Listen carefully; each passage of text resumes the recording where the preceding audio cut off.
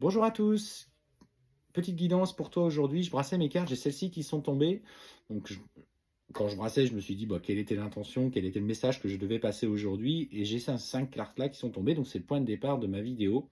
Écoutez ce qui vibre en vous, hein. Si vous avez un ressenti particulier, que vous venez chercher cette vidéo, c'est qu'à ce moment-là, il y a le message qui est pour vous. Chaque vidéo est différente. Alors, ce qu'on te dit, c'est qu'effectivement, tu vis aujourd'hui une relation d'une rare intensité. Tu es poussé, entre guillemets, par cette énergie de lumière qui est en lien avec notamment cette relation si particulière. Effectivement, elle est lumineuse. Elle est lumineuse parce qu'elle te demande de te transformer, elle te demande de changer. Pour que ce lien évolue aujourd'hui, on te passe surtout ce message qu'il faut s'inscrire dans une vraie démarche de pardon sincère. Le pardon, c'est pas forcément attendre que l'autre revienne pour s'excuser, qu'à un moment donné, il ait fait le choix de rompre avec toi. C'est pas ça le pardon. Le pardon, c'est j'abandonne, c'est je lâche prise, j'abandonne ce choix que tu as fait pour des raisons qui étaient les tiennes, que je ne peux pas comprendre parce que je n'ai pas ton vécu.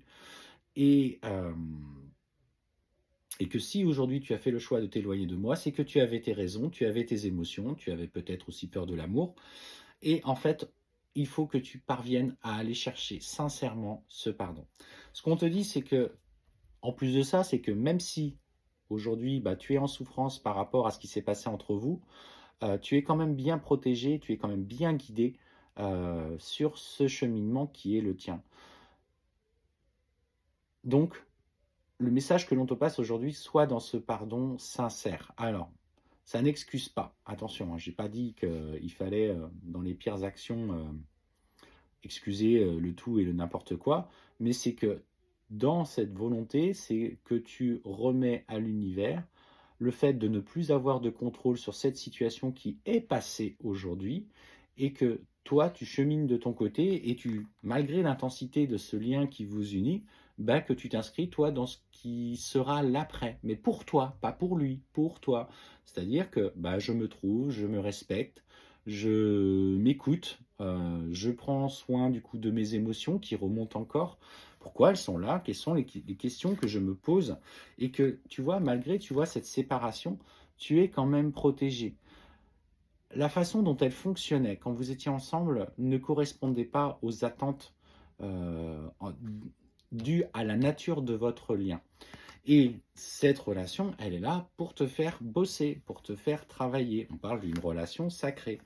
Et ce qu'on te dit, c'est que malgré les choix qu'il a fait, et notamment s'il a fait le choix d'aller vers une tierce, quand tu vas te mettre, quand tu vas abandonner le fait qu'il ait fait ce choix et que tu sois complètement en accord avec l'idée qu'il ait pu se mettre dans une relation avec une tierce, ou qu'il a écouté, qu'il s'est fait influencer par une tierce, en fait, on voit qu'il va, du coup, s'aligner avec tes énergies.